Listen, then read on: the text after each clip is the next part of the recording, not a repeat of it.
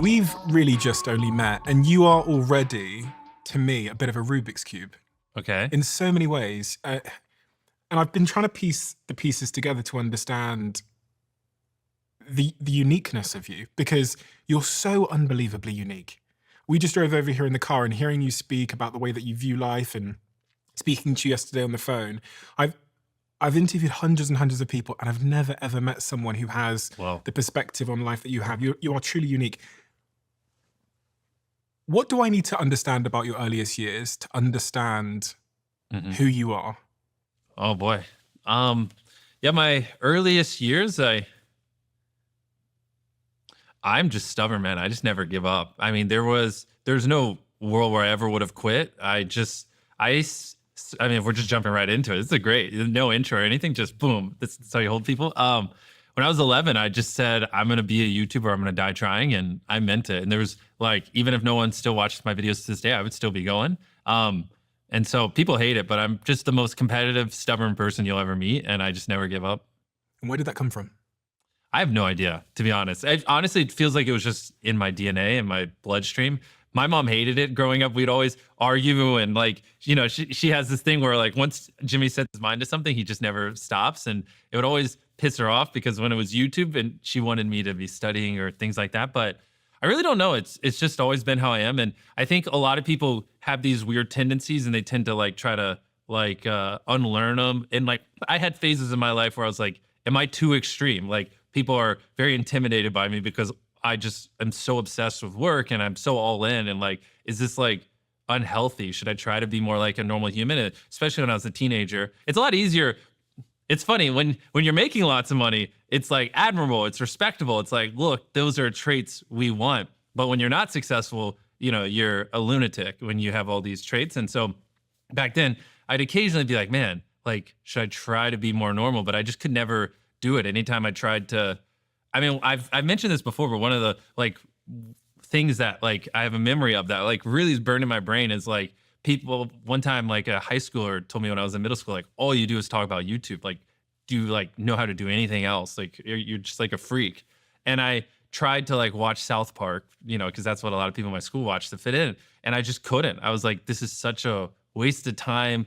I don't like I could be working right now. And I tried to do all these things to like fit in, and I eventually just like stopped talking because I just didn't relate to anyone. And people used to call me mute. Like one of my teachers literally asked like if I was mute.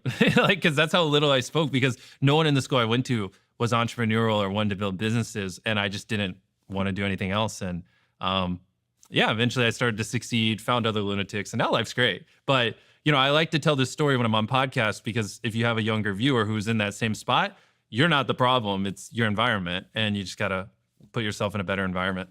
What about your parents, mum and dad? You talk about your mother a lot. Yeah. Um. No, I don't. I didn't get it from them.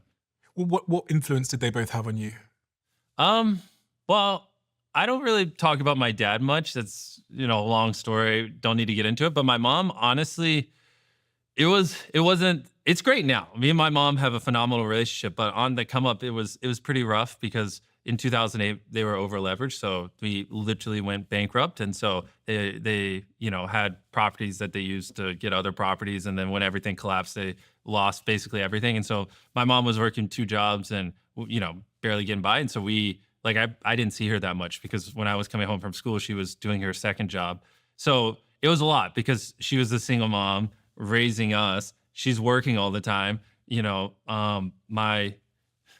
I don't talk about a lot of this. I have Crohn's disease, so I was very sick growing up. My brother also had issues as well. And so, we're not the healthiest kids in our teenage year. She's just trying to get by and take care of us. And then, she comes home and she just has this brat that's being annoying and like, I want to be a YouTuber. And she's just begging me. Sometimes she would literally cry and beg me to do homework. And I mean, I was like, I didn't mean it in a mean way, but I mean, I even one time I literally told her, if you want my homework done so bad, why don't you just do it? Like that's what I told my mom. Like, what am I doing? I don't know. Like, I was just like, I don't care. Like, I just want to be successful. I want to build businesses. And so it was like, bless her heart. Luckily it worked out. So now I spoil her. She's great. She has her second home. Anything she could ever want, she has. And so The first thing I did was start paying my mom, take care of her once I started making money, because she gave everything to like get me where I am, and I wouldn't be where I am now. But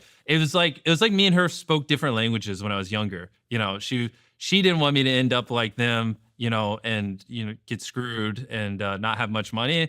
And like the path I was going down was just basically like, oh, I'm gonna be a homeless drug addict. And like her brain couldn't compute the world I saw, and my brain couldn't compute the world she saw, and it was constant friction.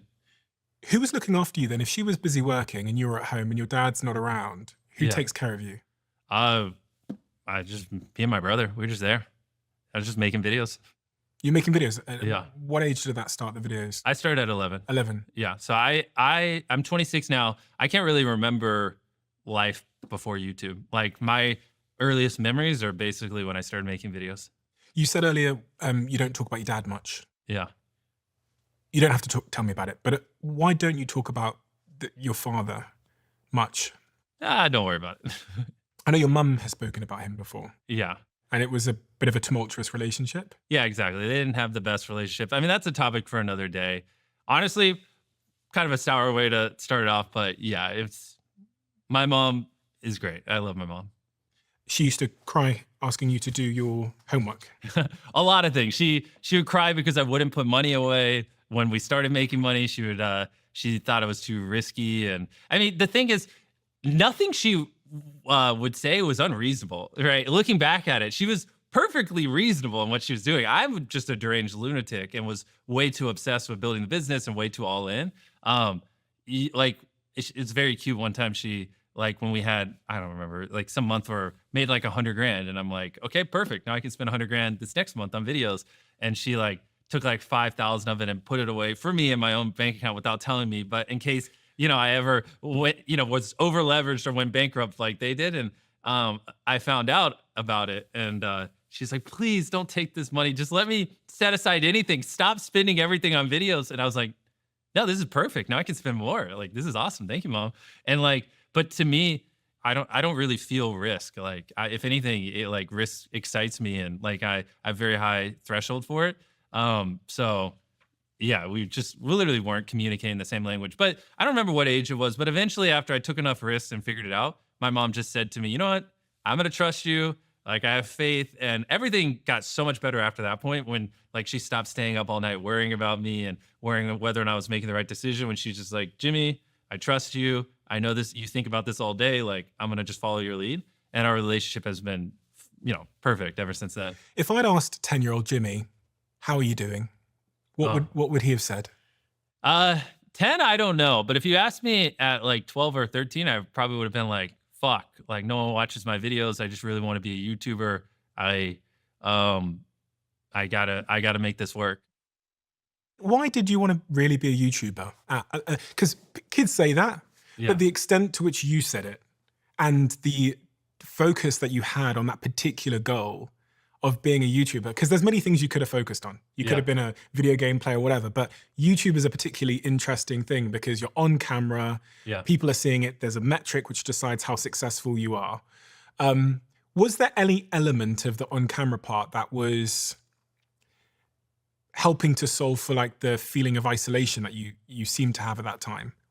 No, Was there community? Yeah, I think it's more to do with just I found out that when I was at a young age, probably around 11, that there were YouTubers that are making hundreds of thousands of dollars a year, and I was just like, oh, that's it. Like, So it's the money. yeah, of course, because back then we didn't have money, and I really wanted to take care of my mom and just my family in general. So it was like everything. It was like, this is what I love doing. I've never had as much joy doing something as I do this. Plus, I could see a path where I could actually retire my mom, take care of her, pay her back for all the nights she worked so long, so we could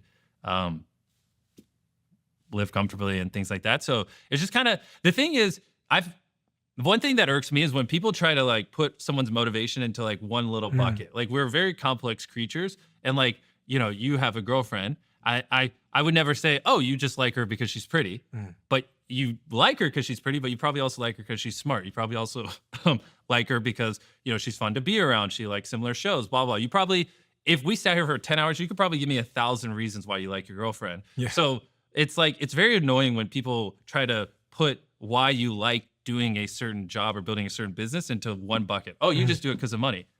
What if I do it because I like money and I enjoy it and it's a way to do this and it's a way to communicate with people and community and these other things, you know what I mean? And I think that's a common flaw we try to do. It's like, it's not that simple.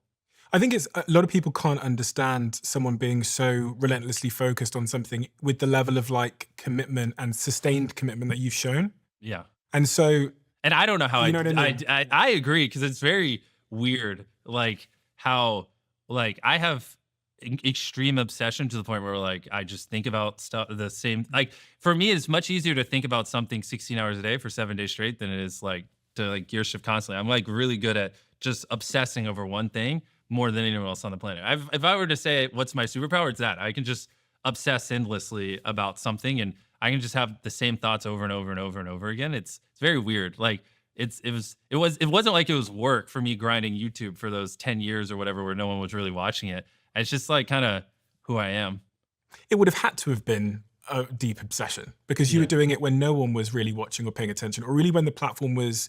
There was literally a day when I was 19 or 20 where I woke up, joined a Skype call with my friends, and where we like were reverse engineering, you know, why certain videos do well or whatever. And I remember that call being over 18 hours long.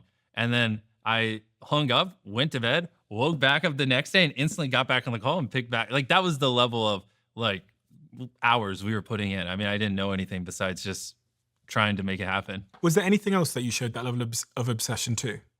So at that age, no. From I would say from 11 to 15, it was a mix of YouTube and baseball. But when I turned 15, I got Crohn's and I went from like 190 pounds down to 139. I lost all the muscle I had, and so I was like, all right, I'm not playing baseball in college anymore. So then I was like, fuck it, it's just all in on YouTube, and then up until really Feastables, it was basically just YouTube. For whatever, I never thought I would find like this kind of love for I thought it was specifically video making, but I have found over like the last 2 or 3 years, just in general, I just enjoy entrepreneurship, and I've been really deeply loving getting like obsessed with Feastables and other things, and so which was very weird. Like when I first started a chocolate company, it was like kind of a side thing. But the more I started to work on it, I got a lot of the same highs I got when I was making videos, just in different ways.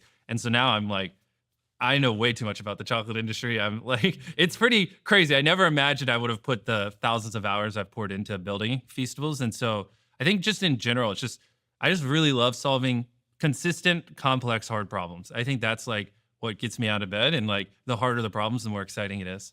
Consistent, hard problems. I want to talk about that and also Feastables, but you mentioned Crohn's disease there. Yeah. And a lot of people don't know what that is and Yeah. the impact it has on someone's life.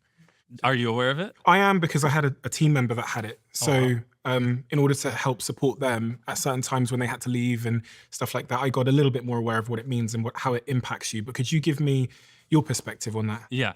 So Crohn's disease is when your immune system attacks itself. So yeah, when I was 15, I just started going to the bathroom 8, 9, 10 times a day, not digesting any food because my GI tract is like literally just attacking itself. It's very weird. Your immune system in your gut thinks your gut is a foreign invader. And so it just starts attacking itself, which if you're just using the bathroom 10 times a day, not digesting food, that's why you drop weight rapidly. And it hurts like crazy because it gets very inflamed and it feels like someone's stabbing you in the gut with like a knife constantly when it's really, really bad, which is what I had. So I lost 50 pounds, which is crazy because I was already relatively lanky. And we were just trying different medicine. And then eventually I'm on a pretty extreme medicine called Remicade, where it just basically you nuke your immune system, which is why my voice sounds a little off right now because I just got the flu. I got COVID 6 times. I got shingles. Like I get sick all the time because for me to have my GI tract stop attacking itself, we basically have to shut down my immune system. So I have like a really weak immune system. So I just get sick all the time. Like, so I have like random rashes and things like that. So it's like, it was pretty brutal, to be honest. And then it randomly flares up sometimes and just makes you very sick, very tired. Like I just live life on hard mode, to be honest. Like if you wake up and you have energy, like you're already leaps and bounds ahead of me. Like it makes things way more difficult. And so you still wake up with some days where you don't have energy, Of course. which is really hard to believe for someone who's so productive for everybody looking on. Yeah, you just gotta really love what you do. I mean, and push through it. It's pretty brutal because then you compound that with always being sick. And I mean, yeah, I just spent 4 days in a hospital in South Africa because I got the flu, and it just takes me a lot longer to recover from certain things. So, um, it's brutal, and that's where it's like if I didn't work so much, I would spend more time researching Crohn's because surely there's a better way to stop it than just destroying my immune system. And ideally, I don't do that deep into my 30s and 40s, so I Mm. see it as a little bit of a band-aid. But I've met with the top Crohn's doctors in the world, and so far they're like, "This is just the answer, and you're just lucky your gut isn't attacking yourself."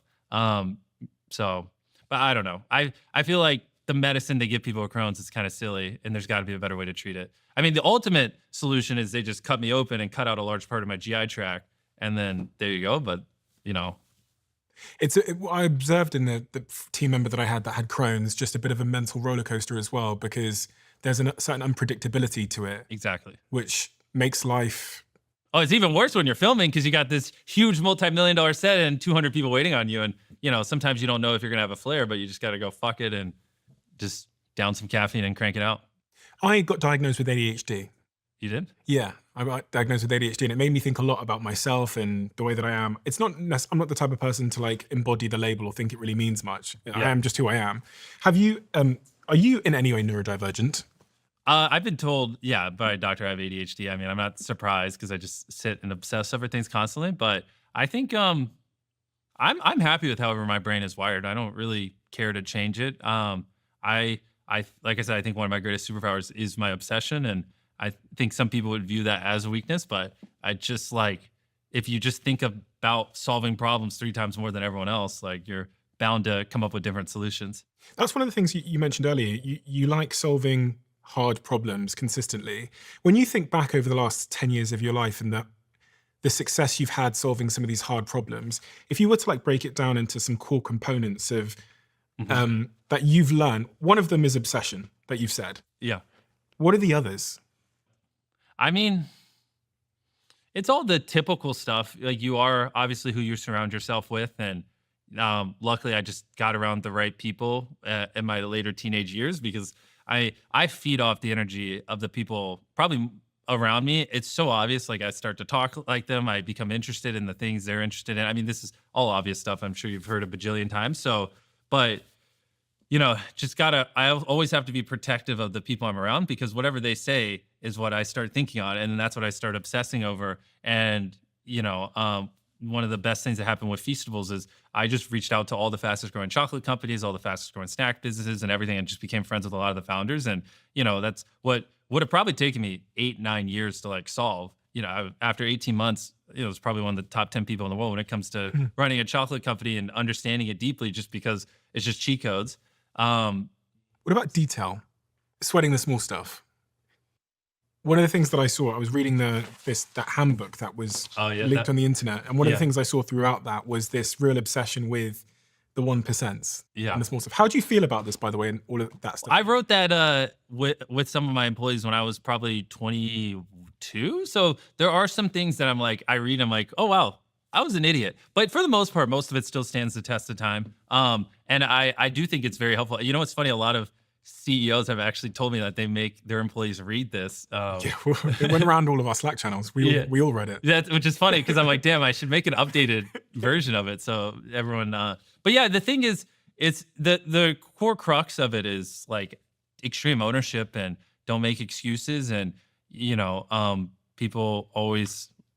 Yeah, I mean, I'm getting a lot of deja vu from when I was writing that. It was just a different time back then too, because I had no idea what I was doing when I was 21, 22. And I just found that I was constantly teaching people the same things over and over again. And it was always just like, take extreme ownership, take accountability. Like, sure, I guess it was out of your control, but it could have been in your control if you just thought through it more, if you just really cared. And that's what I was just trying to convey in it. And the other thing that comes through in this, but also all of your work, is just this idea, something that I've learned from you just from speaking to you on the phone yesterday, that nothing is impossible. Yeah, exactly. And watching Beast Games over the last couple of weeks, but also speaking to some of your team, there's clearly this through line with everything that you do of like what appears to me to be extreme ambition. Hmm. And it doesn't appear Yeah. to be extreme ambition to you in the same way that it appears to be extreme ambition to me. Yeah, I mean, it's just, I mean, does physics allow it? Then yes, it's possible. It just do we want to put the time in? I mean, I feel like people overcomplicate a lot of things. And I is mean, that something you've trained over time, or have you always thought that? no, I think I've just, it's a good question. I don't know why, but when people tell me I can't do something, and I don't know where this came from. It makes me just want to do it more, to be honest. If you tell me I shouldn't do something, that's fine. But if you tell me I can't, then it's everything in my body just wants to go, fuck you. I obviously can. I don't know if I should, but I can. And then, I don't know. It's like, the thing is, like, to go viral, you have to do something that's never been done before. I've told this story before of, like, if you're driving down the road and you see a cow, who cares? It's a fucking cow. But if you're driving down the road and you see a purple cow, you're like, you've never seen that before. And it's something you weren't expecting. You're going to go, holy shit. And you're going to go tell your friends about it. You're going to remember that. You'll probably even think about it randomly once every couple of years. Why the fuck was there a purple cow? And it's like, it's the same thing, just one was a little purple. And it, like, you can apply that same, like, analogy to ideas. Like, when you're scrolling through social media to find a video to watch, there's things that have been done before, you've seen. It's roughly similar to stuff before. You're just going to scroll past it. You'll never think about it again. Just like you'll never think about a fucking cow on the side of the road. And then there are ideas that are like the purple cow idea, which is what I try to do, which are things that make you go, what the fuck? I've never seen that. Like, I have to click this, or I'm not gonna be able to sleep tonight because, like, why is this video? No way they did this, right? But those typically are very hard. And usually, to get that purple cow effect, they've never been done before. And if something's never been done before, there's usually a reason, because it's very fucking hard. So you just kind of have to train yourself to, like, not resent very difficult, complex, hard, original problems and actually run towards them, because those are the ones that, tend to have more of the purple cow effect where people have to watch it. And viewership's very exponential. It's way easier to get 50 million views on one video than it is to get a million views on 50 videos, right? And so, and because it, like, kind of goes exponentially, and it's like, pretty winner take all on the top videos, like, you just really have to lean into that purple cow effect, if that makes sense. Makes perfect sense. If you were to distill, then, say we were coming up with a new how to succeed in Mr. Beast production handbook now, what would be the top five, if I was applying for a job with Yeah. you, what five characteristics would I need to demonstrate to be successful? You gotta be very coachable, because whatever I teach you today is gonna change, a year or two from now. Always learning, always improving. Coachable. A big thing for me is you gotta see the value in working here. Like, you really, I don't, this isn't like a job. This is a career. Like, if you don't, realistically see a world where you're working for me in 10 years, then it's pretty hard for me to invest into you at the level I want. Like, I don't like training someone for 6 months. They work here for a year and then I lose them. What I like is I train someone for a year and then I get 9 years of dividends on the back end where they crush at their job, and I'm constantly paying them more because they're becoming more valuable with time. Like, that is like the eighth wonder of the world, is investing heavily in an employee and then they stick around for a decade. You know what I mean? It's like, there are some of my top guys that I spent 3 or 4 years in the trenches with, training and working with. They're like Tyler, who writes a lot of my videos and directs them. I, probably talk to him 5-6 hours a day every day for around 4 years. And now, because I can't spend, he spends 100% of his time writing the videos, directing the videos, obsessed over that. Whereas I could theoretically max spend 5% of my time. So he's going to naturally just shit on me on it because he can spend way more time on it. And it's like, so, I have full faith in him, but the dividends that I get off of him after all those years of pouring all that time and effort into him, and now he knows exactly how I think, what I value, that I don't even really have to communicate with him. Sometimes I can just show up to film and, like, I just trust that it's good. And I have a bunch of people across all my businesses like that it's like, great. And if, in a world where Tyler's still working here 10 years from now, I mean, the amount of value out of someone like that is unfathomable. It is quite literally the eighth wonder of the world for a business. And it's like, that's what I want. But you only get those kinds of people, they see the value for, working for you. And so they have to, like, deeply believe, like, the more valuable I become to this company, the more I'll be rewarded. And they, like, actually want to dedicate their life to the business. So that's very important, because if I really don't get that vibe, then it's not fair to both of us, because I'm not going to invest in you like I should, because I don't think you're going to be here in 10 years, and then you're going to feel that, and it creates, so coachable, sees the value, obviously obsessed. I just don't like working with mediocre people. I mean, I really just can't stand it. It's the fastest way to make me depressed, is if I have to work with someone who's just not all in and just loves what they do. There's just a lot of, stuff like that I'm sure if you listen to, like, a Steve Jobs interview or something that he talks about, it's just the typical traits: obsessed, coachable, all in, sees the value. And what is the single worst trait? Mediocrity. I mean, it's just like because they're not bad enough where you fire them, but not good. The problem is like, I mean, and you see it in full effect. Great people just love working with great people. They do. And there's something about being around great people that pulls some kind of animal out of you that just makes you want to do more and push more and believe things aren't possible. And I don't know, when you put me around a bunch of other successful entrepreneurs, I just turn into a different human than if you put me around, I don't know, a bunch of people who are just running small businesses and don't really care and don't really have much ambition. I'm like two completely different humans. And you see that same thing in full effect. You put a bunch of A players around more A players, they just build off of each other. But you like put 2 or 3 C players amongst a bunch of great people and they'll start pulling them down. They'll start making them not want to work as much and make work not as fun. And so everyone knows, get rid of the C players, right? Obviously, get rid of people who aren't all in, blah, blah, blah. It's the ones that are like, they're not an A player, but they're not a C player. So it's kind of hard because you still feed off the energy. And if you get enough of them, it just drags the overall culture down. So those are like the worst. I mean, not everyone can be these like world-ending monsters. You know, there are a lot of mundane things like, yeah, I mean, the book controller in accounting, I mean, probably doesn't have to be the best in the world. But, you know, when it comes to like the mission critical things like making videos and things like that, you like just the great people got to be surrounded. Like that's one of your number one jobs as leaders, just to make sure your great people are working with other great people. Cause that's like the number one reason why people leave jobs isn't money. You know what I mean? That's like number 4 on the list. Don't ask me to list them all. I don't remember. I just know the number one thing is, do they enjoy who they're working with? And people will leave their job because they hate working with people way before they'll ever leave because of money. Have you ever been frustrated that the people you've hired don't match your level of obsession? No, because I just find the people that do. Are there people that do? Oh yeah, there's so many people in my business. I mean, obviously you have to take care of them, pay them well. Like they're not the kind of people that'll just make the standard rate. But yeah, like people like Tyler, Klitzner, Russ, and you know, even people on our editing team. I mean, they're putting in most weeks same amount of hours as me, and they're all in, see the vision. It's like it's hard to find those kinds of people, but you know, when you do, you got to treasure them and recognize that they're unicorns. And you have almost 500, roughly 500 people? Probably, I think the production company were around 300, Feastables around 100, and then probably another 40, 50 scattered amongst everything else.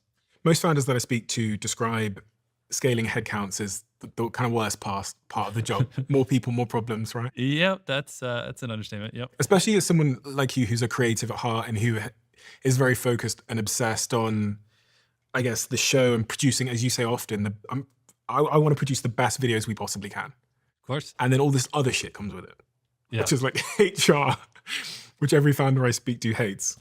I mean, yeah, the worst part is I just have this very very rare opportunity where I have so much attention and so many people watch my content. And I just wish I had more experience building businesses. You know, I'm only 26 and this is my first real business. Of every employee milestone we hit, it's my first time hitting that, right? Like when I hit 100 employees, that was my first time getting there. And this was my first time going from 100 to 200, 200, 300. And like with what I know now, I could have done it so much faster, obviously. And it's just, you know, it's a little brutal because like scaling Feastables from, you know, 0 to 100 was way easier than doing my production company because I had been through the ringer before and I learned a bunch and I get better with time. And it's just honestly, the most annoying part is just ignorance, right? Like, because a lot of mistakes I make, I look back and I'm like, oh, yeah, I probably should have brought in people with more experience working at a larger company earlier here. I waited a little too long here. I probably should have. And it's just like brutal because if I had known these things, I'd be way further along. But I mean, that's just how you learn. You just got to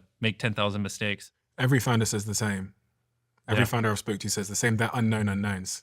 Exactly. I don't even know what and it's just like, so that's where, I mean, my big thing recently has just been trying to find people who have successfully scaled businesses and like bring them into my organization and learn from them because I'm just so tired of like being like, fuck, I should have known better, but I didn't because I've never done this before. And so I'm trying to find a lot of great people who have been through it so they can like kind of mentor me along the way so I make less mistakes, which has been really good.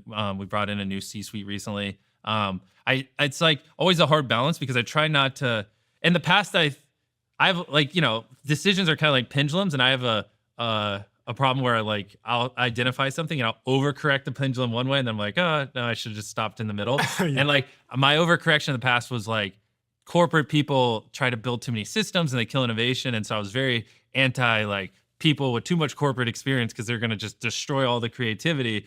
But, you know, that's why we're making so many organizational fuck ups, because we don't have anyone who's actually built the business at this size. And so, you know, the pendulum was on the right and I swung it all the way to the left of no corporate. And now I think we're in the healthy medium where, you know, obviously the people in our C suite and the leaders should have lots of experience managing people at this size and scale, but it's just finding the right people who can do it and build systems in a way where it doesn't crush creativity and they actually value the product over ease. The Diary of a CEO, and I'm on a TV show called Dragon's Den in the UK, and my stuff is significantly smaller. It's like a percentage of your viewership. But even I am slightly terrified with hiring people, because it's quite clear to me that there's a huge incentive for anyone that I work with to say that I did something bad. And in the early days of my first business, what happens is the journalists go to everyone that works there and they ask them, what was he like? You have the same problem. You have the same conundrum where anyone has an incentive that works for you. When they leave, so many different incentives to throw an arrow at you on the way out the door. How do you contend with this? Yeah, I mean, you hit it on the head. You know, I have 400 or 500 people right now, but we've also worked with thousands of people in the past. And so I think it's just what comes with it. But at the end of the day, you know, as long as what we're doing is moral and ethical, like you said, they're going to throw arrows, but you know, I'm just a problem solver. It's like whenever I see the metaphorical arrow, I just go, you know, what's the problem? And if we did something wrong, how do we fix it? Or if it's not an actual problem, it's just rumors. I mean, it is what it is. And so, yeah, I think it just comes with part of it. I mean, it sucks and it's unfortunate, but you also have to think like most people don't like their jobs too. And so it's not like this is even specific to our industry. Like, you know, just go ask 100 random Americans of all the jobs they worked in their life, how many did they deeply enjoy and would they have nothing negative to say? So I think it's just part of it. You know, it's almost like a pastime for a lot of people just to like trash talk their old jobs or whatever. Has any of that stuff ever got to you? Any criticism? Oh, of course. Yeah. I mean, all criticism all the time does, but I mean, the thing is, independent of that kind of stuff, it's just like, I mean, we are averaging like 200 million views a video. Like, you know, like most of it unique viewers. Like we're talking like 2+%, sometimes 3% of humans alive watch every piece of content I put out, you know, depending on how well the channel's doing. And so like, that means like I could upload a video and then with 365 days later, you could grab 33 random humans anywhere on the planet, especially because we do dubs. You know what's even crazier is you know, YouTube's not in China. So that's like 2 to 3% of humans alive, excluding China.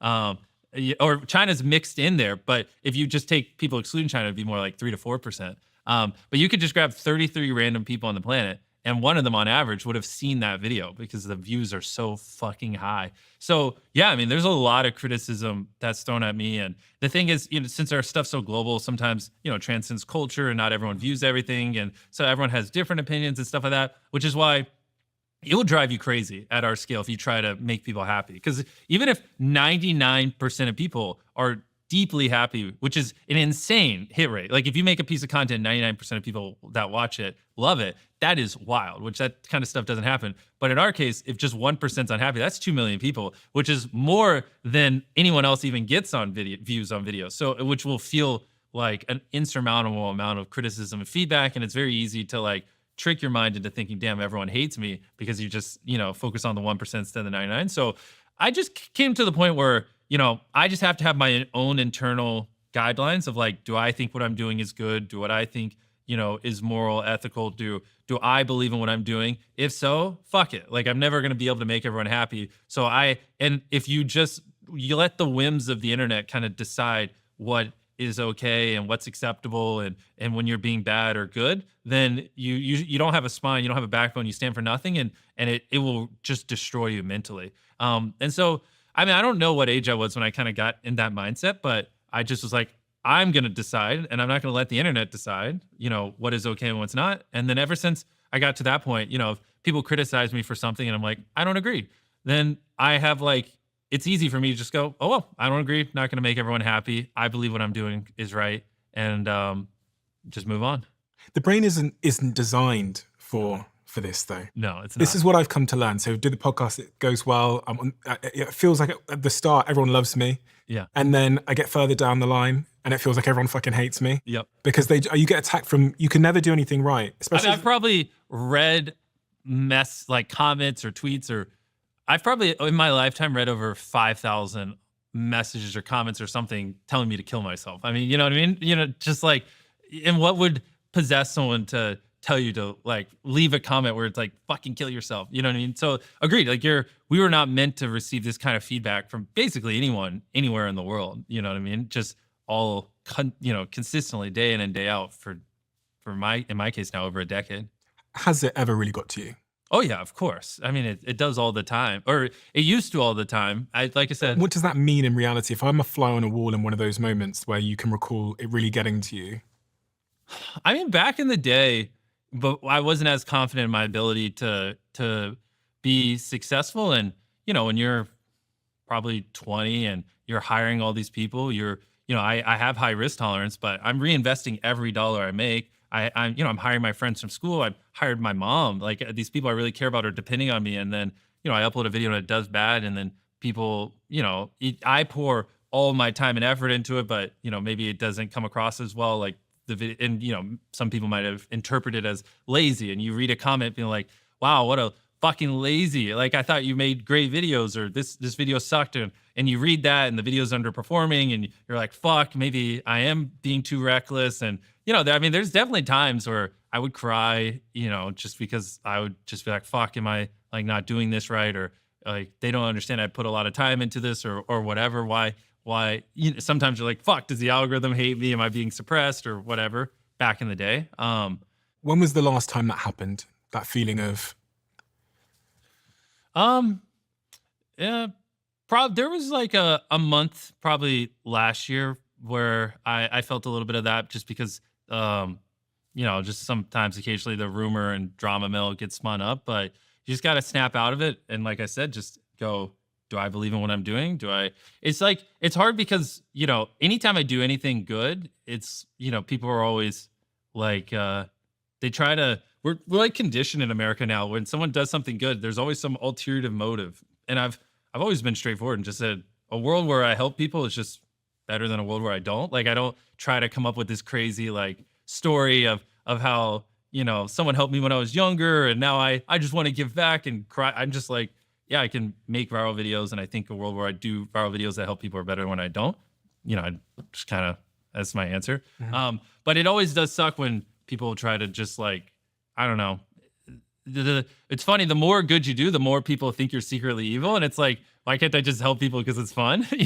So occasionally those will get to me and I'll just be like, guys, you don't even know me. Like, and like you would think sometimes you'd read, like when I build wells in Africa or help blind people see or things like that, you'd read some of these things online, you would think I'm Hitler. I mean, it's crazy like how people portray it. And I don't know, I wish people just understand, like, in my opinion, a world where I help people is just more fun than a world where I don't. And it's really not that deep. the people around you, how does it impact them? Oh, how does the drama and that kind of stuff impact them? To be honest, in my case, it I don't think it hits them that hard because most things usually fall on me and people want to go after me because I'm the guy that does good, the quote unquote philanthropist. So usually I'm like the one that gets thrown under the bus quite a bit. It's funny because everyone that knows you knows you. Yeah. Whether they're really successful people or people that you work with that I've spoken to, everybody that knows you knows who you are. And it's remarkable to me that someone who has done so much good in the world, I've looked at your philanthropy, I know what you're doing with Feastables and the ethical sourcing of that. When I see someone that's done so much good in the world still be misunderstood, it almost makes me realize that I should never fight it. Yeah, I mean, the ironic part is the more I help people, the more shit I get, to be honest. Like, it's so funny because, like the same day I'll drop a video where I'll, help 1,000 blind people see. Some other YouTuber will drop a video where they just bought a new mansion. And it's like, everyone's like, yes, get that mansion. Good job. And then they'll be like, fuck you for curing blind people, Jimmy. Fuck you, you're using them. And I'm like, no, I just wanted to inspire people to do good. I mean, I can buy a mansion if you really want me to. So it is funny. If you're trying, this is a weird sentence, but if you're trying to be liked, I actually don't recommend you like help people. Like, I actually think helping people will make the internet like you less than if you just like buy nice cars and do like the typical influencer path. It's because we're just so conditioned in America to see it as like a shield, and like no one actually does good because they just find it fun, apparently. But I mean, I don't care. Like I said, it's just more fun than if I didn't. So I mean, people can shit on me for helping people. It doesn't bother me anymore. But I wouldn't recommend you get into it if you want to be liked, because I think it's negatively correlated now. Interesting. It is so fascinating. It is. I swear to God, man. Like, people, there. I could just, I don't know, do these like $1 versus videos where I compare like a $1 boat to a $1 billion boat and all these other things and not help people, and I would just get way less shit. And it's so funny because no one bats an eye when I post that, but when I give hundreds of thousands of people in Africa clean drinking water, it's like all hell breaks loose. And I'm like, guys, I'm just trying to bring attention to a cause. I don't really. But the thing is, I'm just gonna keep doing it. And I mean, I think in my case, most people have realized I'm not gonna stop, so they're just kind of over, getting mad at me, and they're just like, all right, Jimmy's just being Jimmy. I think when the wind blows as well, what it does is it helps you to really understand why you're doing what you're doing and understand yourself. Mhm. And so when I've been attacked for like the people I interview or whatever it might be, it's actually made me refocus on what my principles are, Yeah. because you have to be really anchored to them. It's like I said, you have to know where your line is, and as long as you're on the right side of your line, then it is what it is. People on Twitter can say whatever they want. And I think like that's the only way to really survive at this scale without going crazy, is you have to determine where the line is, not let the internet. Workaholism. Yes. Can you give me a window into the last 7 days of your life? Just paint me a picture. Oh, yes. Let me drink some water because of my flu. Well, I don't know about the last 7 days, but in general, so we're filming a video where I'm visiting the 5 most deadliest places on Earth. So one of the places was a safari in South Africa. So I flew to South Africa to spend time in a cage surrounded by lions. Sick content. It was really good, which that was a bitch to get to. And then I got the flu, and so spent a couple of days in the hospital there.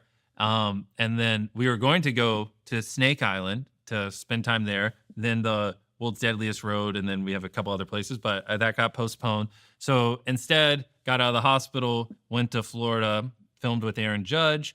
Then I went to North Carolina. We have this guy where I built a gym, and I told him if he loses 100 pounds before he leaves the gym, it has a big red circle around it, I'll give him a bunch of money. So I filmed with him, then worked on the coming up videos. That it's a lot. And then flew to Florida, filmed with Aaron Judge, flew here, just landed, filmed with the reunion that you were at with the contestants for Beast Games. We're doing this podcast. What time is it? Like 1 a.m.? It's just after 1 a.m. Yeah, 1 a.m. The latest podcast he's ever done. Lightweight. I always do my podcast at 1 a.m. My last podcast before this was like 4 a.m. Like a couple weeks ago. And then we're flying to San Fran to film with Steph. Then Steph Curry. Yeah, Steph Curry. Then I think I'm going to Snake Island, then the deadliest road. And then I don't think I'll be home for another 16 days. So I'm just traveling around filming for the next 16 days. And then, I guess then I'll get home, and then they'll make me film at home.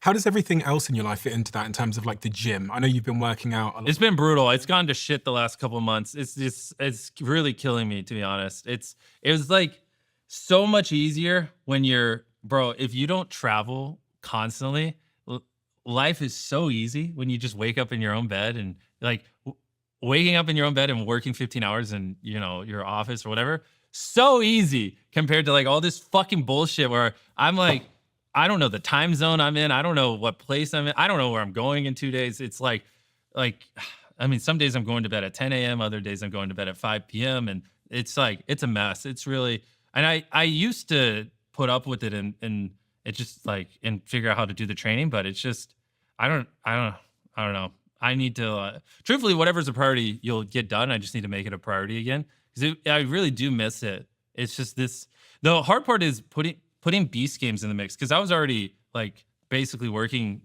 whatever, every hour my eyes were awake. But then Beast Games is such a monster of a project, and I have to maintain the same YouTube upload schedule. And then I do a lot on Feastables now, and then I have a couple other businesses. So I just, honestly, something had to give, and sadly it was working out, but it's fucking stupid. So I need to like reprioritize my life where I can get, it just only needs to be 45 minutes, 5 days a week. It doesn't need to be hard. But the bigger problem is I'm just not sleeping like I used to, because we got so much going on.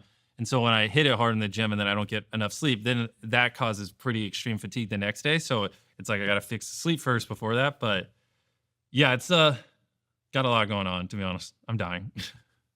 How are you feeling? Right now, honestly, fine. I'm jacked up on all that caffeine. But I mean, just in this feast, The flu's not helping. It's making everything like 30% harder. So, it's like life's like a roller coaster. There are going to be moments where, like right now, I'm going to answer this negatively, but I don't want someone to think that's indicative of like, oh, every time you ask me this, it's going to be it. But because of the flu and the lack of sleep, I mean, I'm struggling at the moment. Just a lot of grinding. A little happy because we just dropped the ending of Beast Game, so it's like a little bit of emotional high. But after this, I'm probably gonna go crash, be tired as fuck in the morning tomorrow, which I hate. But yeah, I would say I'm on like the lower end. I could use a couple good days to bring the energy back up. quick one. I want to talk about something we all need to take seriously, which is cybersecurity. Whether you're a first-time founder facing your very first audit or a seasoned professional who's been through it all, staying compliant is getting more critical than ever and more complicated, I have to say. And that is where Vanta comes in, who is a sponsor of this podcast. Vanta takes the pain out of security compliance, automating the tedious but essential process of proving your business is secure, answer security questions up to 5 times faster, and protect your business without losing focus on growth. And this is really a critical part of this. A new IDC white paper found that companies using Vanta save over $535,000 a year, and it pays for itself in just 3 months. For a limited time, my community gets $1,000 off Vanta at vanta.com/Stephen. That's VANTA.com/Stephen for $1,000 off. How do you think about mental health? I've heard you speak about your mental health before, and I don't. Well, the thing is, here's the problem. Like, it's if my mental health was a priority, I wouldn't be as successful as I am. I mean, and that's just like a sad fact. Like I obviously never would have buried myself alive for 7 days, 7 days of solitary, 7 days on a deserted island, 7 days, blah, blah, blah. It's like, being consistently uncomfortable and like being able to consistently suffer over long periods is like arguably one of the deepest modes. Like there's a reason no one makes videos like me, like not even close, because no one wants to live the life I live. I mean, there are months where I think there was 1 year where I was flying like 200 days. Like I was on a plane. I mean, it was a fuck fest, but to get these videos done and I do everything. And it's like, when I wake up tomorrow and I'm going to be pretty fucking tired and feel like shit, I'm going to go, something I always tell myself is how you feel right now is why no one else does what you want to do or does what you do. And if you push through this, that's just even, more of a reason why no one will ever be who you are. And so it's like, I think being able to push through unhappiness and do things you don't want to do consistently year after year over the course of a decade is like the ultimate advantage. Like, I mean, I think we'll hit 1 billion subscribers, and I don't think anyone will be anywhere near close, because like once you make a couple $1 million, why would you live the life I live? Like, why would you not take weekends off? Why would you not just film locally, even if it means less views so you can be on the right time schedule? Why would you not, prioritize your sanity and that kind of stuff? It makes no sense, but that's why no one else does it. You spoke to Colin and Samir, 2 guys that I met recently. Yeah, they're great. LA. They're great guys. You said to them, I'm miserable a lot of times. I have mental breakdowns every other week. Yeah, I mean, those have gotten a little better. Mental breakdown sounds extreme. It's more, I'm like, fuck, why am I doing this? This is so fucking hard. Because it's just a lot, man. You're just going constantly. It's like, what's funny is I think I said that years ago, but that was back when all I was doing YouTube. Now I run this chocolate company and we have the show and we have a couple other stuff. So I think the hardest part really is gear shifting. Like, and so I try to bucket these things correct. Like if I'm on set, and I have a 15-hour film day, like ideally the things I'm doing in between filming are like related to main channel because I'm in the frame of mind of that. And that's one thing that's really helped me not feel like my head's gonna explode. Like if I'm in Chicago at the Feastables office and we're going through Feastables marketing, like, and then you come in and you go, what do you think about this bit for this coming up main channel video? Then I have to like shift my frame of mind. And then like that constant gear shifting, it'll make my fucking head hurt if I'm like bouncing around too much. It's also just very not core to who I am. I love obsessing over certain things. And I find, obsessing over things within a business isn't like switching back and forth between marketing and product in a same business is pretty easy.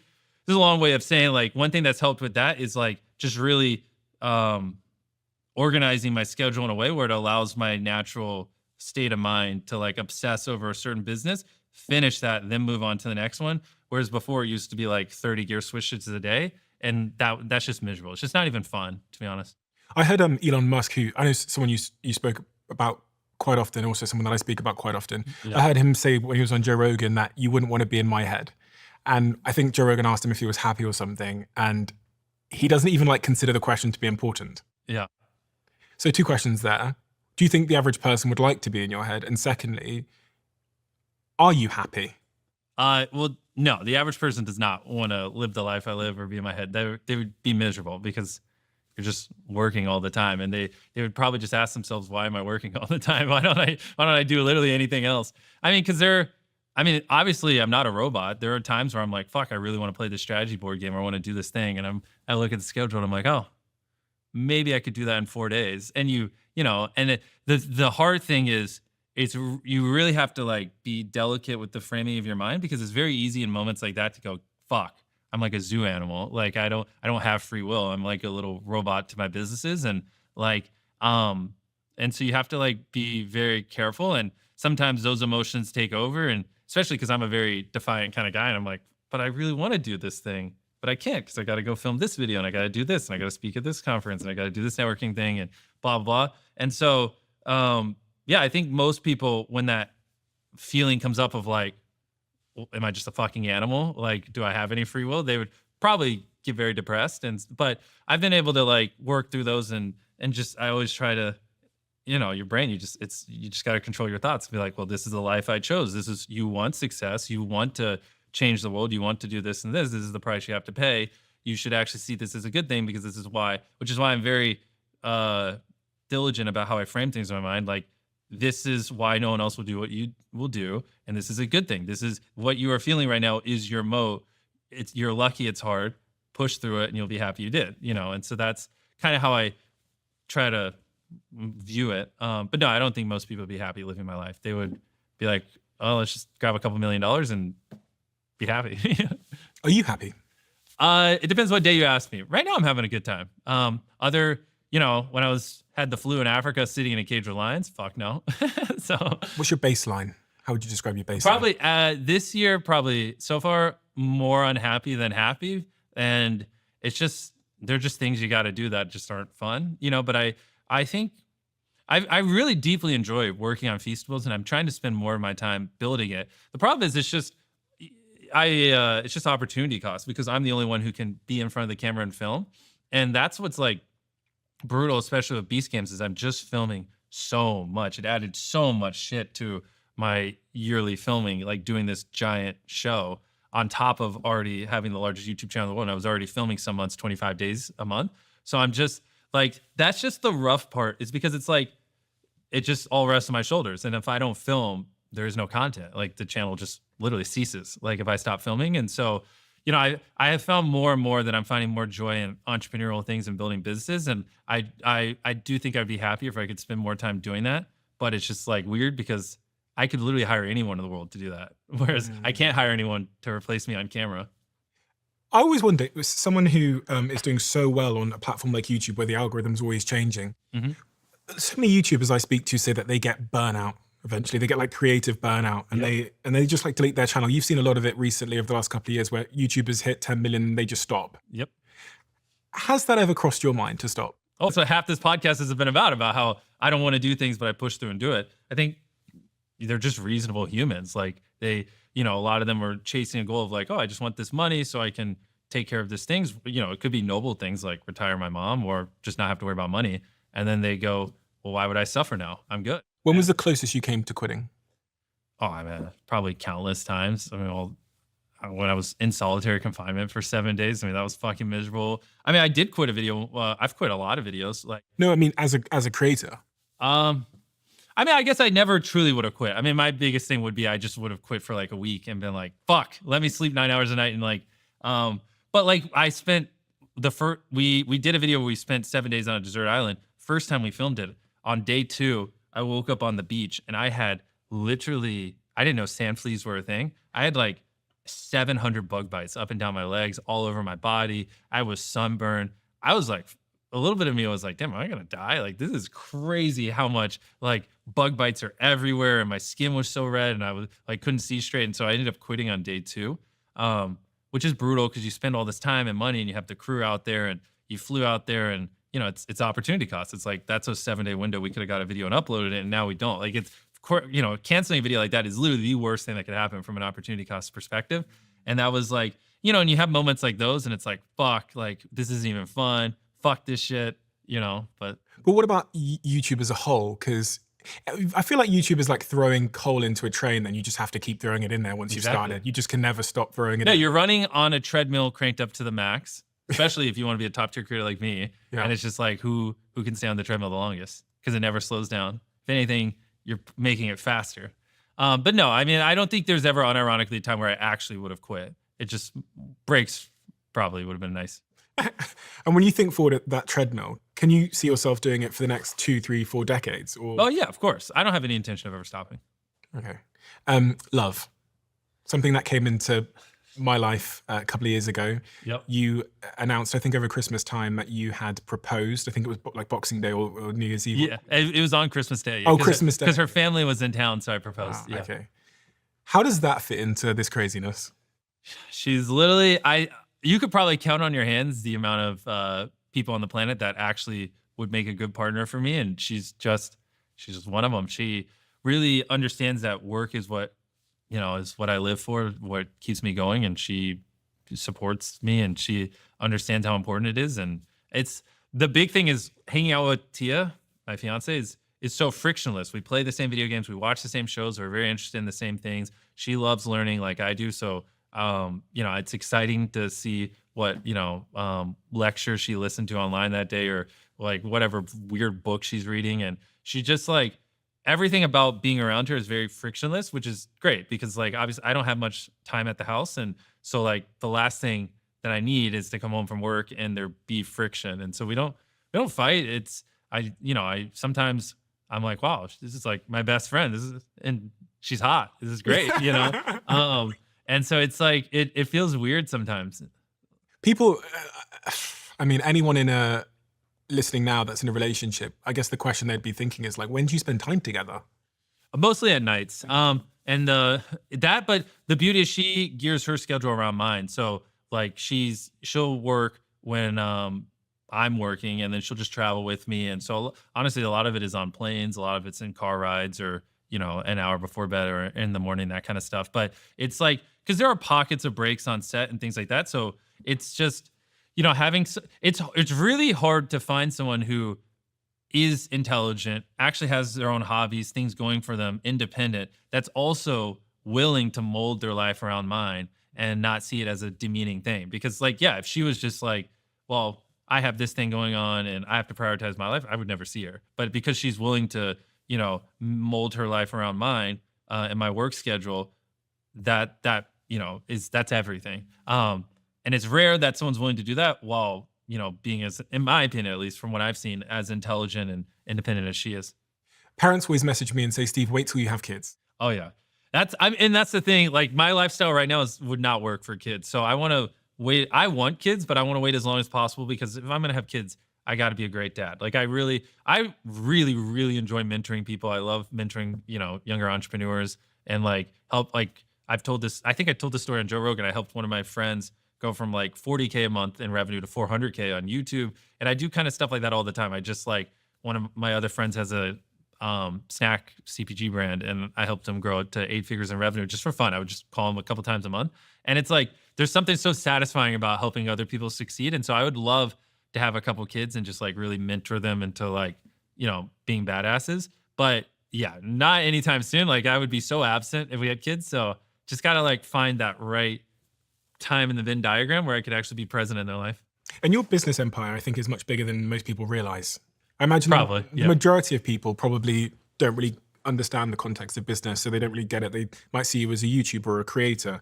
But from the research that I've done, you run a very, very large business. Yeah, I mean, we do 9 figures in Feastables. I mean, we can say that, yeah. 9 figures in Feastables. So the business must be worth several billions of dollars. Overall, I mean, you could deduce something like that, yeah. I'm not going to get you to try and hazard a guess. I'm sure you know, but I'm not going to ask you to predict that. But the business would be worth a lot of money. Yeah. Are you a billionaire? I On paper, yeah, but I mean, in my actual bank account, I have less than $1 million. So Do you pay yourself at all? a little bit, but I also like I have some assistants and things like that. So it's like I try to just pay myself what I spend, personally a month just to like stay even. How do you think about money in all of this? Because most people in their lives are pursuing money so that they can chill out and retire, but you seem to be pursuing it purely for the sake of reinvesting it Of back into the course, system, money is fuel to grow a business. and then you make money from the business, and then To keep growing. Yeah, and then you find a business that you enjoy that, is better for mother nature or earth or people, and there you go, you have a fulfilled life. That's my theory. I just don't when I'm 70, I don't wanna look back and have regrets. when is enough enough? Such a cliche question that I'm asked a lot. Enough, like, building the business? Never. I mean, I just wanna keep like, building a business is like a video game. It's just fun? Like, with Feastables right now, we're the largest ethically sourced chocolate company in America, and, like, it's just fun to, like, look at something that's been done the same way for 100 years and go, "How do we just flip this on its head and fuck up this industry?" And, how can we pay our farmers a living income, not use child labor, et cetera, et cetera. And so it's like, I think if I was just doing mundane things like everyone else, I probably would be bored as fuck. If I would just sold chocolate like everyone else, made the same repetitive YouTube videos like everyone else, I probably would be like, all right, get me out of this. I want to retire. But it's not what we're doing. Like, we're changing industries. We're impacting the world. Like, this is the point of life, in my opinion. You could do so much with the gazillion people that listen and watch your videos. You could like start almost any business and it be successful. You Yeah. could have almost any social impact Yeah. and it be profound and save a gazillion people's lives. Do you struggle with focus? Uh, Mm, no, I mean, I do wonder, sometimes should we be doing more, but I've really found a good groove with Feastables. I keep looking over there because there's Feastables sitting over there. I do feel like I've hit a good groove with that and the ethical sourcing on it. And no, I mean, yeah, obviously I get a bajillion opportunities, but just, you know, right now, like I think I said earlier, this is one of the few things in life that it's scratched the same itch as YouTube, where building Feastables is equally as fun as making videos for me. It is so delicious. Thank you. It is so delicious. I'd really love to just spend a moment talking about the ethical sourcing piece, because I don't think that's something I didn't understand until I did some research on you. Yeah. Why? Why does that matter so much? And when you say ethical sourcing, what's the difference between what you do and what normal chocolate Yeah, companies big do? chocolate in America. Well, the big thing is when I got into chocolate, I didn't know any of these things. We used to source our cocoa from Peru, cacao, which ethical sourcing is not really an issue there. But the problem is, majority of the world's cocoa comes from West Africa, and so as we got bigger, everyone's like, "Hey, you need to switch your supply chain to West Africa." I'm like, "Cool." And so then I started studying and reading up about it, and I noticed that 46% of labor in West Africa on cocoa farms is child labor, and I was like, that can't be accurate. And then I started digging deeper and deeper, and I was like, holy shit, it's just almost half of labor is child labor. And so I started talking to all the big chocolate companies, or not all of them, but as many as I could get a hold of.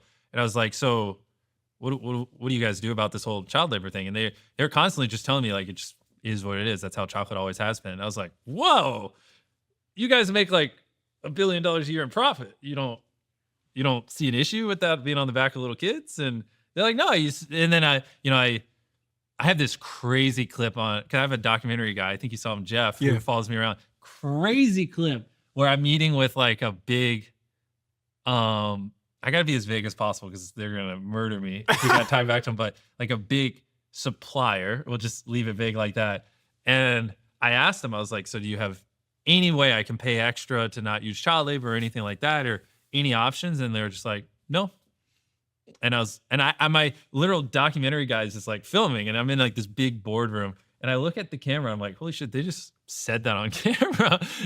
And so I did all this research, and it was just like, yeah, no. And especially in America, like there's some European chocolate brands that try, but in America, like, really no one really cared. I mean, there's plenty of options and plenty of time to fix it, plenty of money to fix it. So that just kind of honestly pissed me off, and like that. So then I just was like, how do we solve this? And so then it sent me down the rabbit hole. Everything points back to like, to the reason chocolate in America is so cheap is because they just don't, not the reason, but one of the reasons, they just pay the farmers so little. Like, farmers make less than $1 a day. So like because of that, they're forced to use child labor because I mean, they literally just don't even have money to pay someone who's not a child. How many kids do you think are in child labor in West Africa, just on cocoa farms? Uh, You might have saw it in that tweet. 5,000?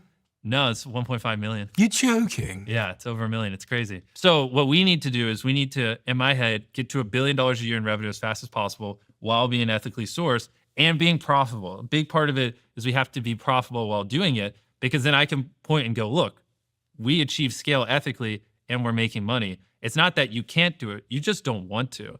And then, and maybe we give them the benefit of the doubt. Maybe they just truly don't know how to do it at scale, and maybe it'll open their eyes and they'll be like, oh, I guess it is possible, and they'll start to change their ways. More than likely they won't. But over time, I hope we can just shine a light on it using my platform and, just show the model works. And then, I don't know, something I would love to do in the long run is like, how there's like the fair trade logo. Maybe I make my own version of it and I help other chocolate companies source their cacao ethically and, or something. And, and I just educate people on like, if it doesn't have the symbol, it's probably using child labor and something. There's some way where I could play my cards over the next 10 years where we get over 1 million kids out of child labor on cocoa farms. And so I just got to connect the dots and figure out the correct way to do it. This might sound like a really obvious question, but it won't be to everybody. Why do you care so much? Bro, I've been on these farms. I don't want to get rich on the back of little kids. I mean, it's just kind of, I feel like it's kind of obvious, maybe to other people in chocolate, they don't care, but the first thing when I heard about it, I was like, why? Why is this a thing? It reminds me somewhat of Elon Musk and what his mission was with Tesla. He kind of knew that if he was able to prove that you can have fast, nice electric cars, then the rest of the industry could give up their excuses that it's not possible. Exactly. What if someone comes along though and they say, okay, Jimmy, we'll give you 5 billion for Feastables? Hell no, I ain't selling that shit. You're never selling it? No, because the first thing they would do to up the margins is they just drop the ethical sourcing. Have people come along and offered to buy your YouTube channel? I mean, yeah, I've been offered $1 billion here or crazy amounts of money there, but I mean, it's, what's funny is Zuck got that famous $1 billion offer for Facebook, and he said, what was it? He was like, why would I sell this social media platform? I would just take the money and start a new one, and I kind of like the one I have, so why don't I just keep it? And I every time I get, which I haven't in a while, but back in the day, I used to like jokingly poke around just to see what people would offer me, and I would get those offers, and then I would always just be like, yeah, I mean, I would just do the same thing I'm doing now, so I might as well just keep doing what I'm doing now. The money wouldn't really change anything. Well done. And I don't think you've yet to get the credit you deserve for the lengths you've gone to with Feastables. No, but I think it's really important. I know you're not doing it for credit at all. I know that you're doing it to get the message out there so that the industry changes. But I think someone like you with a platform that you have that's able to produce chocolate that is fucking delicious. They sent me a box of it about 6 months ago. I ate so much of the fucking thing. I'm thinking of updating. Yeah, I mean, if you hand them to me, like hand me a couple bars, there's a lot of stuff that the problem is, like, if you look at this and this, from a distance, you can't tell really the difference between the flavors. Like, this is dark sea salt, this is just dark chocolate. So I'm about to update the wrappers where we're going to put like colored tips here so you can tell the flavors from far away. I think that's very important. Another thing too that there's just a you made a mistake. You put these in front of me. Now I'm just thinking about the other thing I've been experimenting, and the newer renders are looking good with putting like right here, every bite helps get kids out of child labor, putting that on the front. And then we're messing around with different machinery. I feel like the images of the chocolate on the front could be a little higher quality. The back is pretty ass. I want to, put some more messaging on the back of it. There's a lot that needs to be, like the white tips here, it just makes it so obvious from far away what this flavor is, whereas all these blend in. And so, yeah, brutal, got to fix it. You talked about your friends calling you and asking you for business advice and you helping them drive their businesses up. But just watching you there pick apart your own business made me think that there's a lot of entrepreneurs that watch our show that are early in their own businesses. And many of them will be... You're going to fail. You're going to fail a ton. I mean, when I first started chocolate, I mean, it was hilarious how bad I fucked up. Our original bars were like very thin. There's a reason why like chocolate bars have these like break points here where they like break easily. Mm-hmm. I didn't know that. And so mine was just one solid sheet of chocolate, but that's almost like a piece of glass. Whereas if you drop it, it just shatters into like a bunch of little pieces. And I also didn't know that there's a thing called a package engineer. And original chocolate box, when you pop these open and put it on a shelf, this obviously the problem's fixed. But if this was sitting on a shelf, when you grab this one, these would all slide forward and then they would fall out of the box.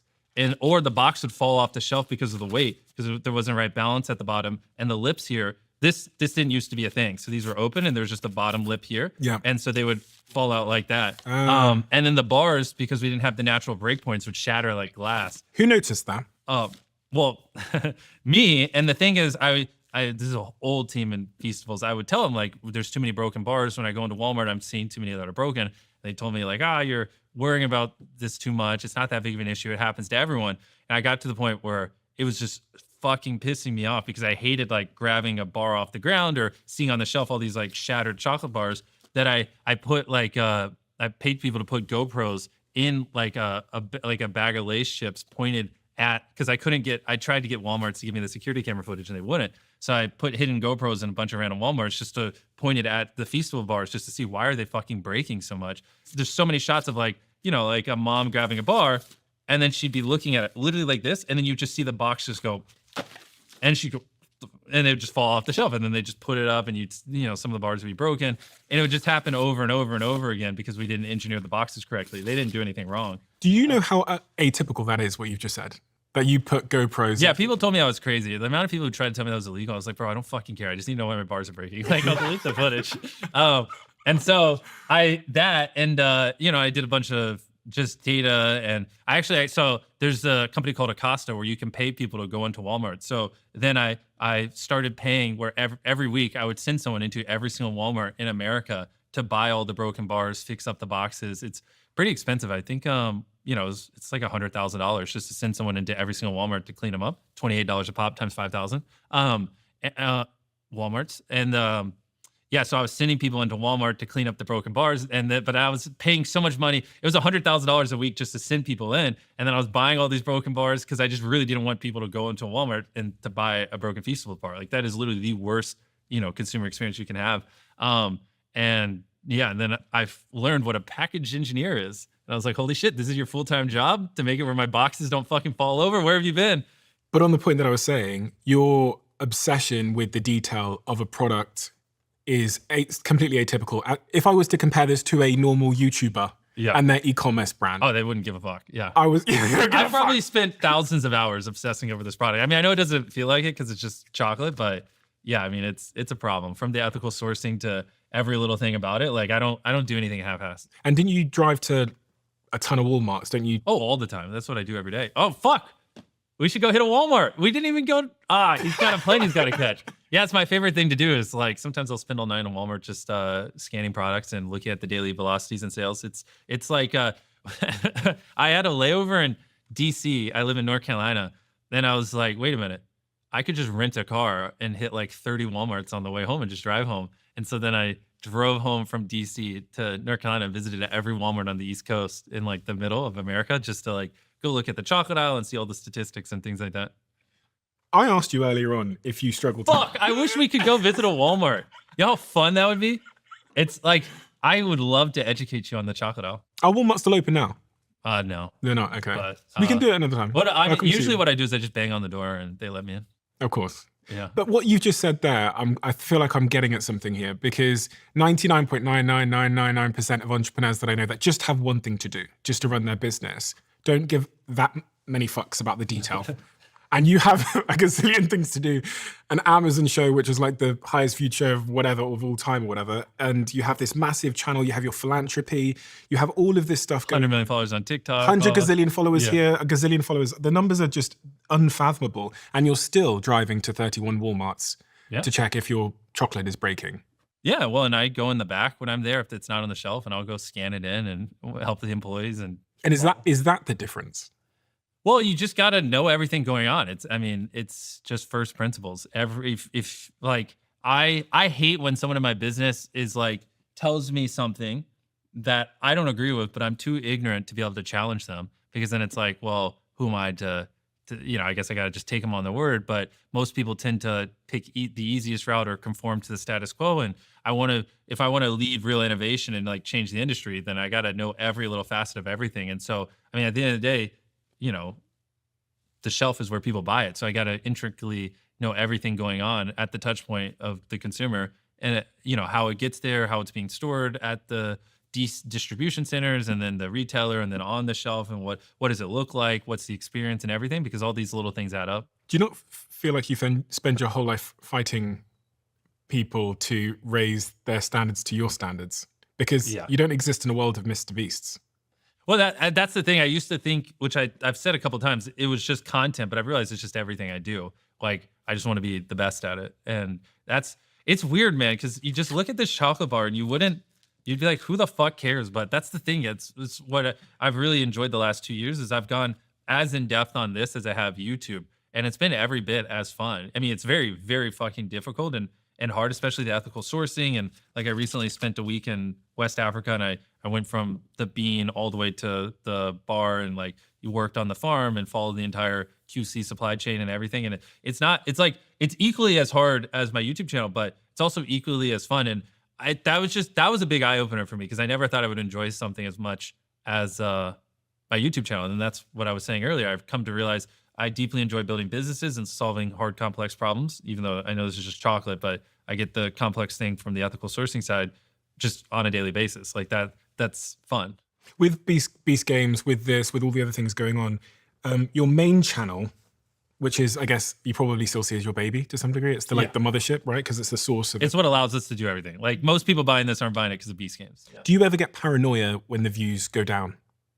They haven't gone down yet. They've gone up every year for 14 years. But do you still get that do you still watch the video go live and look at the back end? No, you don't? No, I mean, because it's like I don't know. I just upload a video, and then the next day I look at the retention and the CTR, and if we fucked up, I just well, what we do is we call them after action reports. So I get all the smartest people in my company. Like we actually just did one. I wish I had it on me, but like I pay this guy to just do a very in-depth breakdown of like, here's the retention chart, here's every time someone clicked away, here's where it was the flattest, here's where it was the worst.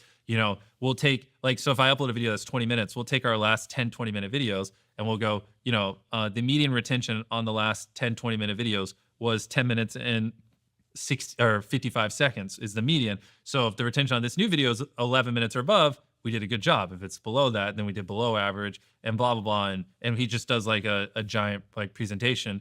And so usually 2 weeks after we upload, we'll look at that with all my top people, and then we'll just be like, what'd we fuck up? What'd we do well? Cool, move on. And has there ever been a moment in recent times where you go, I think I need to spend more time on it again and get back in there? And because all the time, but a lot of that stems from insecurity. I mean, because the thing is, of course, we had a video recently. Every minute someone is eliminated, and it didn't perform the best.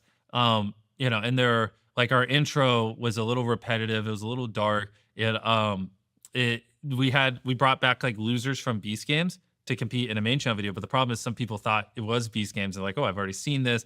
But there's just a lot of rookie mistakes there, and it's very easy for me to like, get insecure and like be like, fuck, this is why I need to be in the weeds. But at the end of the day, it's like, it's not like when I was calling all the shots, I was perfect either. So as long as when people make mistakes, they learn from them. I have a saying like that I tell people all the time, like whenever our new creatives fuck up, I'll look at Tyler. I'll go, Tyler's literally cost me tens of millions of dollars in bad decisions. Like, this isn't going to be the first time you fuck us out of $1 million.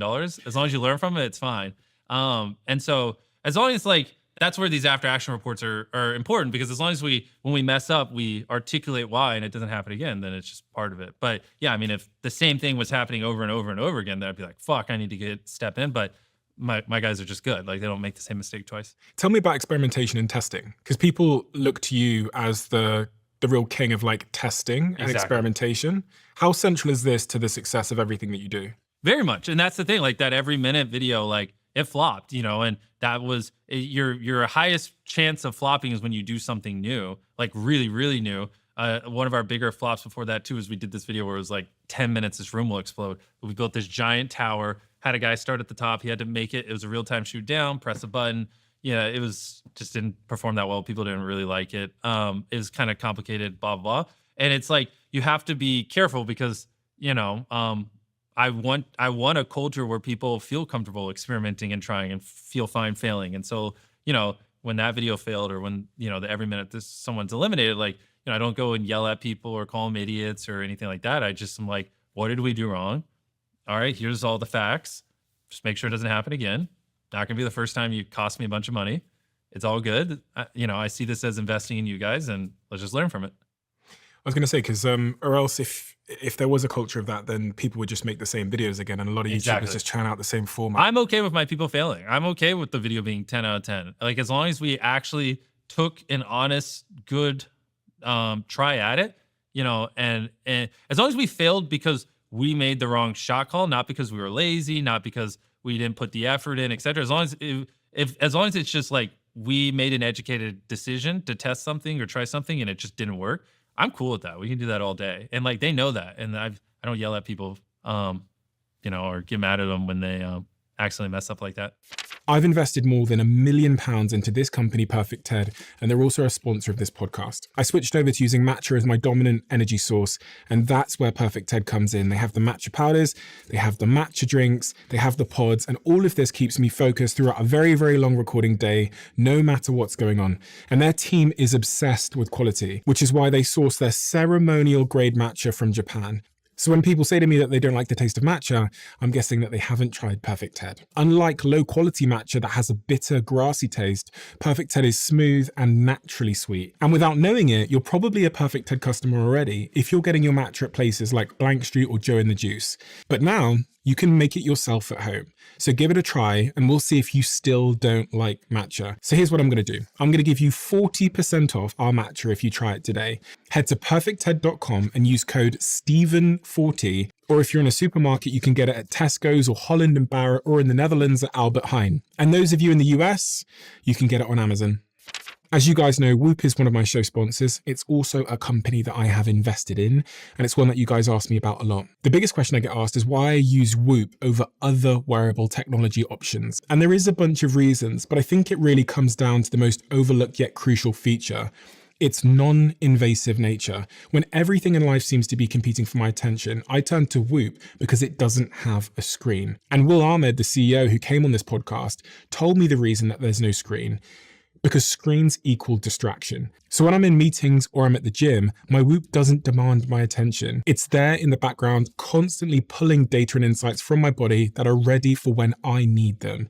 If you've been thinking about joining Whoop, you can head to join.whoop.com/CEO and try Whoop for 30 days, risk-free and zero commitment. That's join.whoop.com/CEO. Let me know how you get on.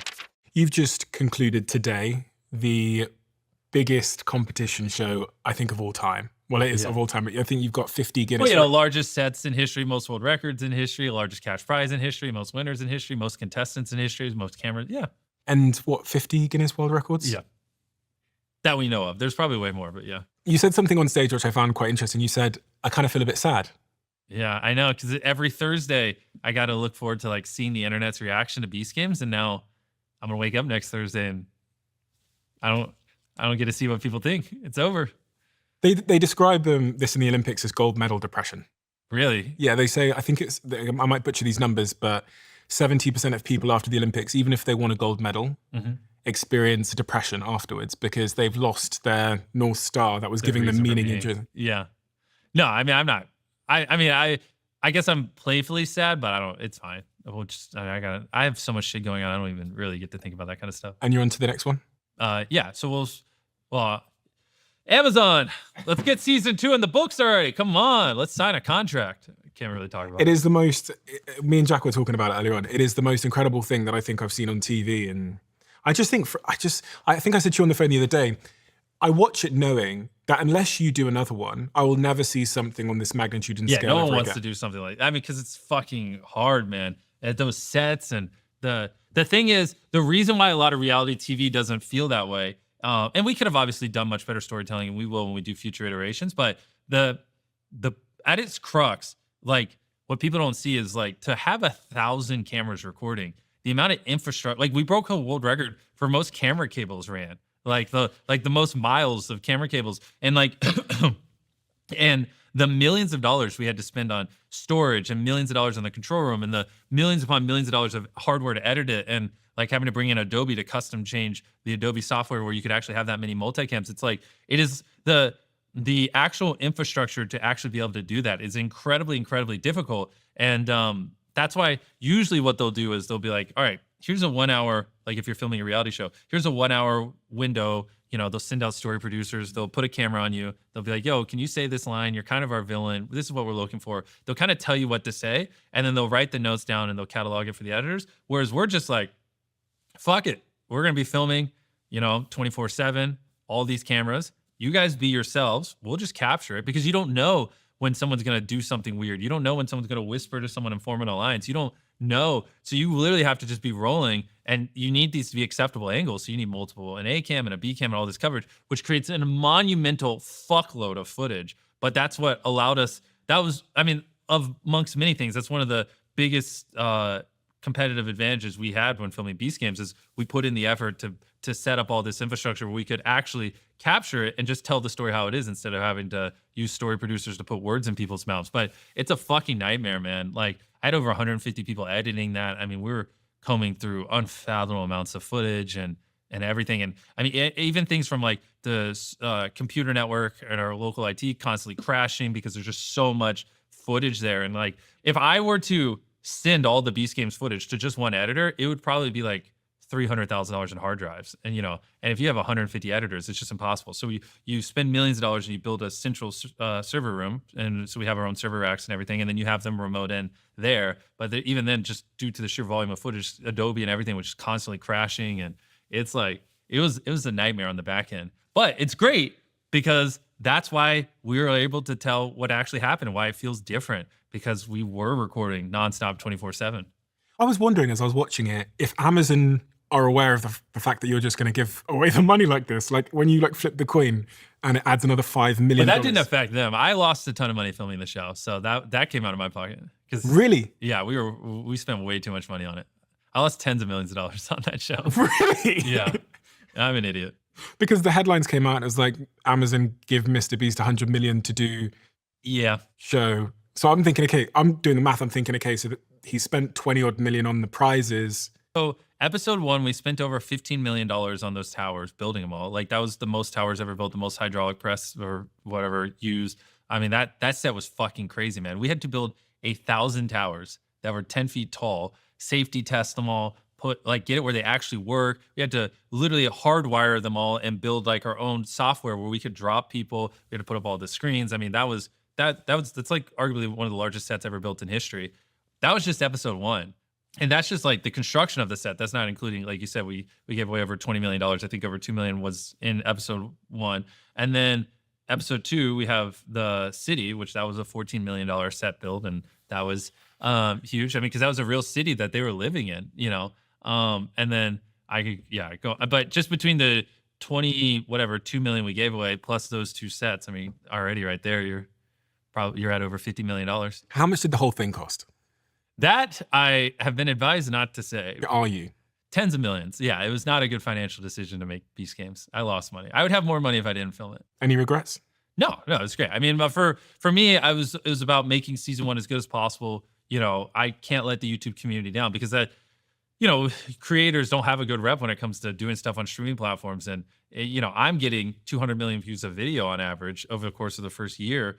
And I'm going to talk to these streaming platforms and they're like, we've been burned by creators before. I'm like, bro, I'm not a TikToker that dances. I have a production company and I routinely make spectacles.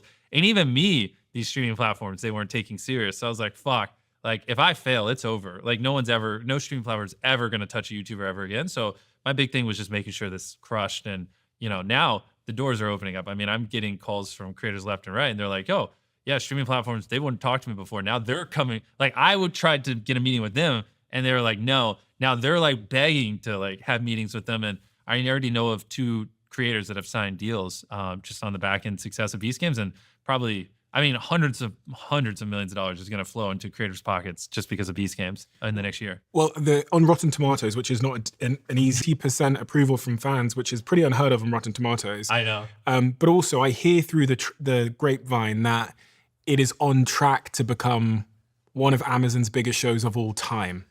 Yeah, see, the problem is I have to wait for them to do a press release. But for a YouTuber, quote unquote YouTuber. Yeah, well, they did release it. It was their #1 unscripted show of all time. And then,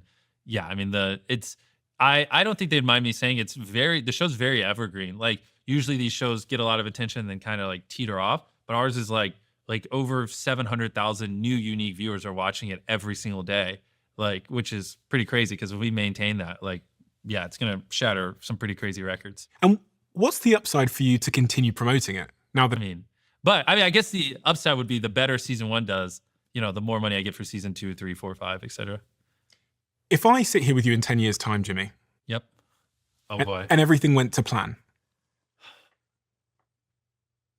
Because if you asked me this like 5 years ago, I never would have said anything about Feastables or a lot of the stuff I'm doing now. And so the honest answer is I don't know. I mean, I think in what I'm doing, you know, hopefully by then I have 2 billion subscribers on YouTube. You know, Beast Games is bigger than we ever imagined.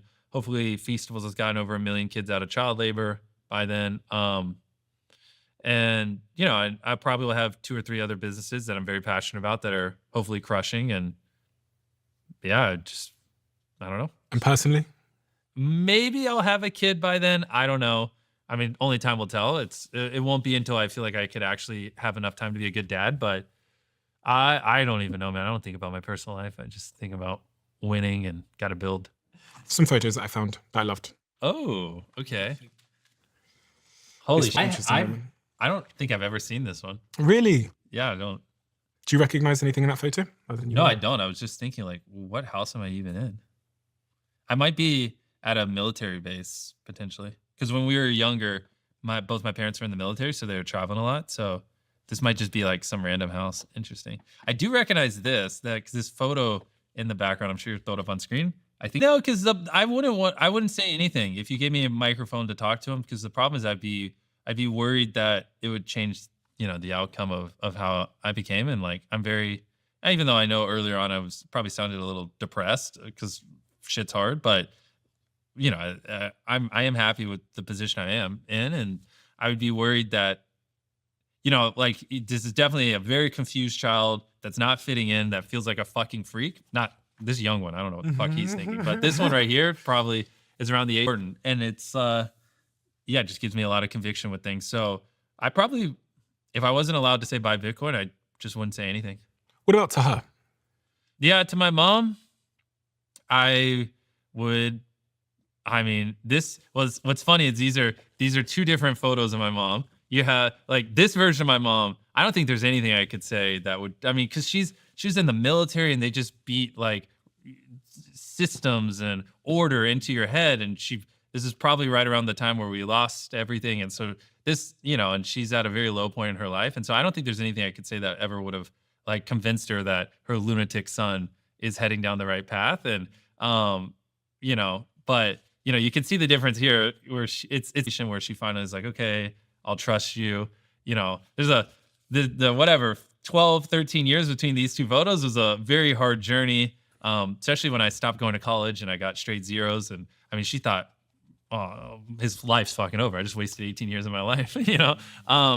So same thing. I don't think there's anything I could say that would have changed anything. If anything, it would have just gave her a heart attack. Do you tell her now what she means to you? She's very happy, and like, yeah, we're in a really good spot now. I love my mom. I mean, because obviously I wouldn't be here without her. You know what I mean? If she didn't work multiple jobs and do all the things she did to put me where I am. I mean, even little things like, you know, she would give me like some months, like, you know, $20, $30, and then I would take that money and use that to like buy stuff to like help make videos or whatever. And even just the fact that we had internet, you know what I mean? And things like that, which, you know, I mean, pretty basic now. It wasn't as common back then. You used to get a phone call and you're like, house internet. So, it wasn't the best position, but she gave me all the tools I needed to succeed. Not, you know, on purpose, but. She must be so shocked. Well, she's used to it now, but yeah, I mean, on the come up, I mean, it was, yeah, I mean, imagine being her, you know, like she couldn't afford to buy me a car. She couldn't afford, like the minivan we had, like it was fucking piece of shit, like needed a repair. She couldn't afford it. Like smoke was coming out the front of it. I mean, she was an absolute mess. And then she comes home and I'm just like, I'm making YouTube videos. Fuck math homework, mom. And, you know, and she's just like, I think she was making $40,000 a year. Cause we didn't talk about finances much when we were younger, but I remember I got a $40,000 brand deal. And then she told me that's how much I make in a year. And I was like, holy shit. I didn't, at the time, I was like, I thought you made way more than 40 grand a year. And then I was like, why the fuck are you working? Like, I'm getting paid this per video now on brand deals. And so, um, yeah, we went through to now. She just needs to be happy. I try not to stress her out. She's been through enough stress. Like her job is I've been making her not make. I mean, she wants to do it, but like exercise routinely, do all the like system like body health scans, and get on the vitamin grind and everything. Because like I'm not having kids anytime soon, but obviously when I do have kids, I really want her to be involved, and she needs to be able to play with them and things like that. So I'm like, stress is gonna kill you. You're not allowed to be stressed. You need to do all these health protocols. You need to be like, because you might be in your 70s when I have kids. Like you need to be able to move around, which means you might potentially be 80 when they're like 14 or 15. Like, come on, like what you do now is indicative, will represent how active you'll be able to be in my kids' lives. So like, and we do have these conversations in a playful way. So she's taking her health very serious for the future. You're not a man that seems to have many fears, but that appears to be one of them, a fear that we both share. Yeah, exactly. I mean, she'll just never die. My mom's going to live forever. It'll be fine. Brian. Tradition on this podcast where the last guest leaves a question for the next guest, not knowing who they're leaving it for. Okay. Do I get hit with the question first, or? You get hit with a question first. Okay. Would you rather die with a sound body or a sound mind? Sound body or sound mind? Ooh, I assume if I chose body, then like that would be like dementia or something on the mind. That's hard. Die sound body or sound mind. I mean, what are you if you don't have your mind? I would say mind, to be honest. All right, my question now? You do. I want to say something to you, though. I have to give you a lot of credit because so many people like us, like our teams, we have stolen so much from you. We've stolen your principles, your mentality, and it's made us be better creators, which has allowed us to live the lives that we get to live and do these things that we love the most. And there's always a cost, I think, to being